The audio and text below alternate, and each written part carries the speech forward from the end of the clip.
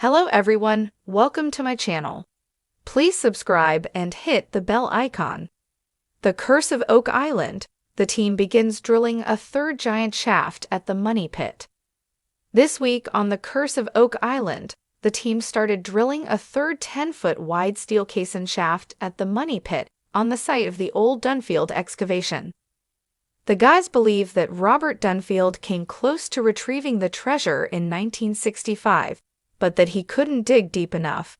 The Oak Island team is now planning to fix that. First off, there was disappointment at the Money Pit, which, unfortunately, is something we're all getting used to.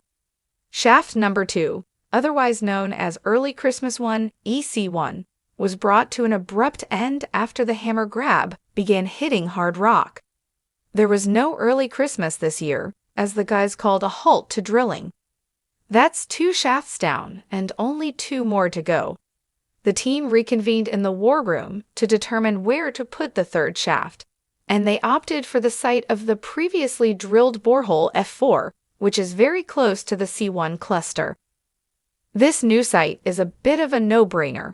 The F4 borehole revealed the highest concentration of gold and silver in the water samples taken last year, which suggests a large deposit of precious metal is down there.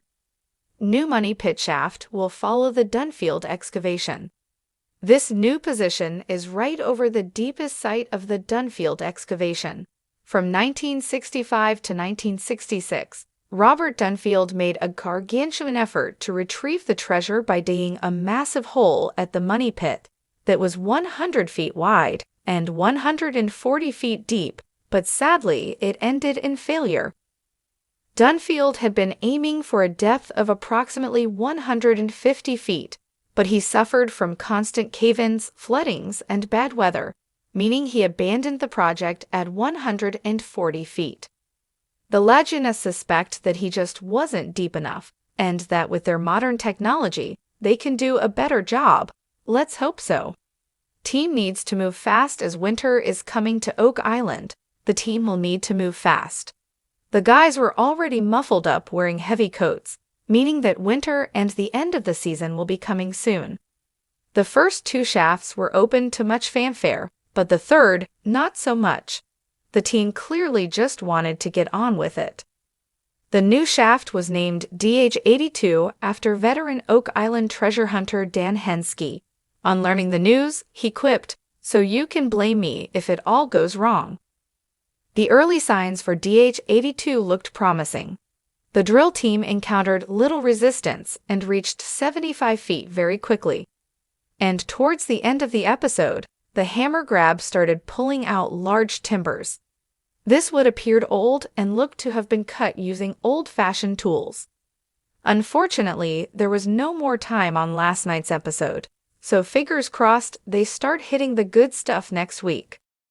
The hum of machinery filled the air as the sun dipped below the horizon, casting long shadows across the rugged terrain of Oak Island. The team stood ready, eyes fixed on the towering drill rig that loomed over the Money Pit like a mechanical sentinel. This was no ordinary drill site. It was the latest chapter in a saga that had spanned centuries, a tale of treasure, mystery, and relentless determination. As the third giant shaft prepared to plunge into the depths of the earth, the team knew they were not just digging for gold, they were excavating the island's very soul. Marty Lagina, the mastermind behind much of the recent progress, watched intently as the crew completed the final checks.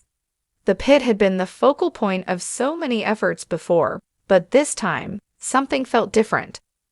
The history of the Money Pit was as layered as the earth itself, with each strata revealing another clue or another riddle. Theories abounded: a pirate horde, the lost works of Shakespeare, or even the fabled Ark of the Covenant. Whatever lay beneath, it had eluded generations of searchers, from the original discoverers in 1795 to the modern-day treasure hunters who now stood on the brink of a breakthrough. "Ready to go, Marty." Rick Lagina's voice cut through the din, bringing his brother back to the moment. Rick's face bore the marks of years spent chasing this dream, lines etched by time, sun, and the endless stress of the search. Yet there was a glimmer in his eyes, a spark that refused to be extinguished. Together, the Legina brothers had faced disappointment and triumph, but they had never wavered in their belief that something extraordinary lay beneath Oak Island. Marty nodded, the weight of history pressing down on his shoulders. Let's do it. With a gesture from Rick, the drill operator engaged the controls, and the massive rig roared to life. The ground trembled as the drill bit began its descent, biting into the earth with a ferocity that echoed the team's determination. Inch by inch, foot by foot, the shaft bored deeper, unearthing layers of sediment that had not seen the light of day for centuries. The crew worked in silence, each member acutely aware of the stakes. Jack Begley, the team's youngest member, hovered near the edge of the pit, his eyes locked on the machinery. For Jack, the search was as much about legacy as it was about treasure. His father, the late Craig Tester, had been a key figure in the quest, and Jack felt the weight of carrying on that torch. As the drill descended, he whispered a silent prayer to his dad, hoping that this time they would find what they sought. Nearby, Doug Crowell and Charles Barkhouse pored over a map of the island, their fingers tracing the contours of the land. Doug, with his encyclopedic knowledge of Oak Island's history, and Charles, with his deep connection to the island's lore, were the team's intellectual backbone. Together, they had spent countless hours analyzing historical documents, deciphering old maps, and piecing together the puzzle that was the money pit. As they watched the drilling progress, their minds raced with possibilities. What if this shaft intersected one of the legendary flood tunnels? What if they were finally on the right track? The night wore on, and the shaft grew deeper, the earth yielding its secrets reluctantly. The team knew that they were venturing into unknown territory, where danger and discovery walked hand in hand. The money pit had claimed lives before, and it was not about to give up its treasures without a fight. Yet the Laginas and their crew were undeterred. They had come too far, invested too much, to turn back now. As the drill continued its relentless journey downward, the tension mounted.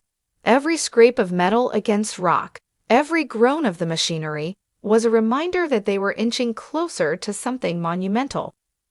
The crew's radios crackled with updates, each transmission carrying a mixture of anticipation and caution. This was not just another dig, it was a moment that could change everything.